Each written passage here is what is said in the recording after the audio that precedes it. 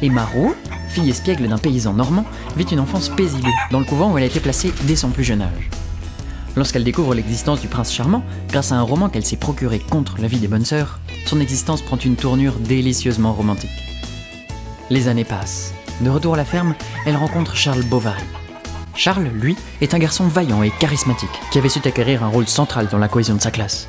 Il devient le médecin de Tostes, une petite bourgade de Haute-Normandie, propice aux aventures champêtres et à la vie heureuse des campagnes. Le coup de foudre est instantané.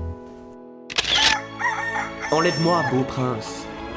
Mon Dieu, mais qu'est-ce qui nous arrive? Leur mariage se passe comme Emma l'avait toujours rêvé. Tous les seigneurs des contrées environnantes ont répondu présents à l'appel.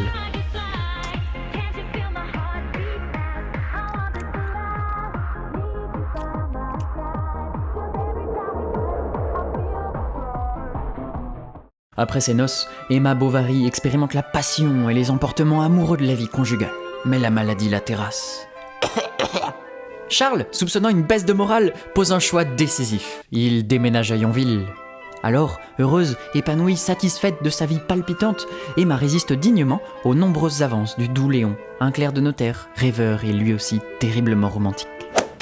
Il écrit un mot d'amour au dos d'une reconnaissance de dette. Il est trop chou. Qu'est-ce que je fais? Écoute ma chérie, mais c'est magnifique. Un mec comme ça, tu le laisses pas partir, hein. Non, non, non. Léon part à Rouen et laisse Emma à sa vie conjugale palpitante. Aussi se refuse-t-elle également au noble Rodolphe Boulanger de la Huchette. Homme sensible et personnalité célèbre à Yonville pour être le descendant d'une grande famille qui s'était illustrée dans de nombreux exploits, il tourmente Emma en vain.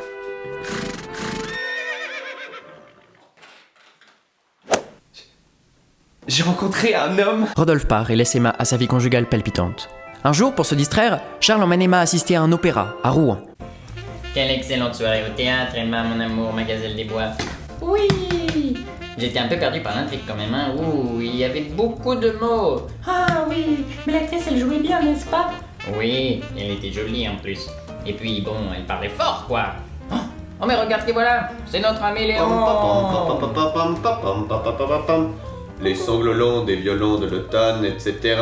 Ah, mais il parle bien celui-là. Écoute Emma, tu vas prendre des cours de piano avec lui. Voilà, dès ce soir, c'est une très bonne idée. Moi je rentre à Yonville. Allez, adios muchachos. Oh.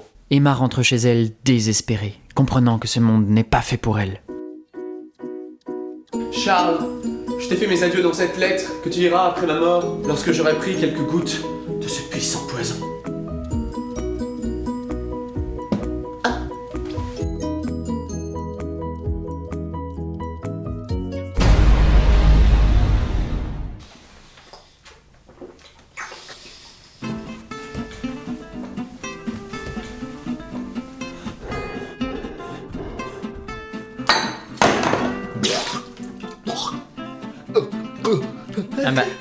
Tiens, une lettre pour moi. Ah, mais qu'est-ce que ça dit? Mon amour, t'as pas l'air bien, hein? Non! Ça doit pas se passer comme ça! Ah, mes adieux, ça sonne comme oh mon Dieu. Oh mon Dieu! Oh, mais t'es en train de mourir! Oh, mais t'es en train de mourir! Mais qu'est-ce qui se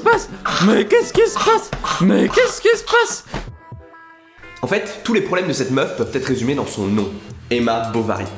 Emma, c'est en jouant sur les mots celle qui est Emma, toujours dans la mélancolie, dans le regret, dans le passé, loin du réel et du présent. Et le présent c'est quoi? C'est Bovary, qui ressemble quand même vachement à un bovin.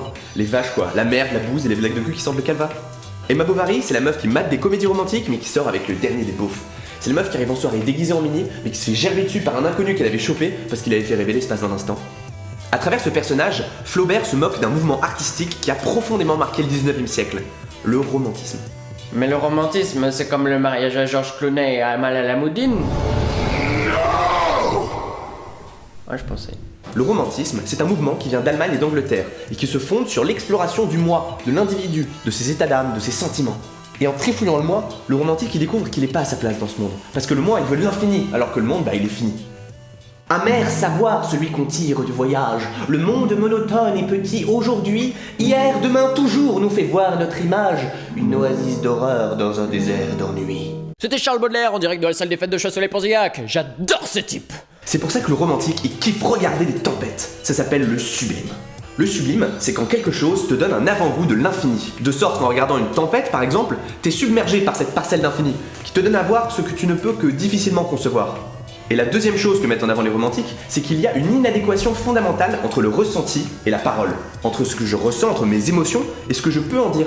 Manon, sphinx étonnant, véritable sirène, cœur 3 fois féminin, Cléopâtre en panier. Je t'aime. Mais ce dont on se moque finalement dans ce bouquin, c'est de nous tous. Dans le sens où on passe notre temps à rêver du passé, d'un futur, d'un ailleurs. Sérieusement, on adore tous regarder la mer qui se déchaîne, ou les paysages de ruines.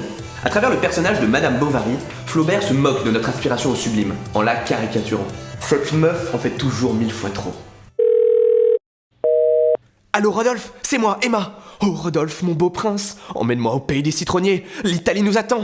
Nous galoperons nuit et jour jusqu'à atteindre Venise, et tu me réciteras des poèmes d'amour dans le palais des Doges. Allô Rodolphe, en fait apparemment dans le palais des Doges on n'a pas le droit de réciter des poèmes d'amour. Je ne sais pas comment on va faire. Le destin est-il contre nous? Notre amour a-t-il mécontenté le ciel? Allô Rodolphe, c'est encore moi. Pourquoi tu ne réponds pas à mes messages? Je viens d'hypothéquer ma maison pour acheter les billets, mais ta propre fortune subviendra à nos besoins en Italie. Ce qui donne cette impression de trop-plein, c'est un petit fait textuel très simple. Les mots au pluriel juste là où on ne les attend pas. On prend des images qui font kiffer les écrivains romantiques. Un cygne qui pousse un chant funèbre juste avant de mourir. Une feuille d'arbre battue par le vent. Un crépuscule, un pays où les arbres ne sont qu'orangers et citronniers, et on les met au pluriel. Et voilà, la meuf rêve qu'un tatine gueulant et crevant dans un vallon, où les feuilles des arbres tombent d'un coup comme s'ils avaient attrapé la lèpre dans un continent de citronniers, où on n'y voit que dalle parce que le soleil fait que se coucher. Cette meuf passe son temps à se faire briser le cœur. Tout ce qu'elle essaie de faire, elle le rate parce qu'elle est toujours rattrapée par le réel. Emma Bovary, c'est l'échec du sublime. C'est quand, par un soir de pleine lune, tu regardes les étoiles en rêvant à l'amour et que tu glisses dans la merde. Tout à fait, mais ça me fait penser que... Allez, abonne-toi, abonne-toi. Ça me paraît un peu coercitif quand même. Je sais pas, par exemple, on peut peut-être leur lire un peu de Madame Bovary? Vous est-il arrivé parfois, reprit Léon, de rencontrer dans un livre une idée vague que l'on a eue, quelque image obscurcie qui revient de loin, et comme l'exposition entière de votre sentiment le plus délié? Oui, j'ai éprouvé cela, répondit-elle. C'est pourquoi, dit-il, j'aime surtout les poètes. Je trouve les vers plus tendres que la prose, et qu'ils font bien mieux pleurer.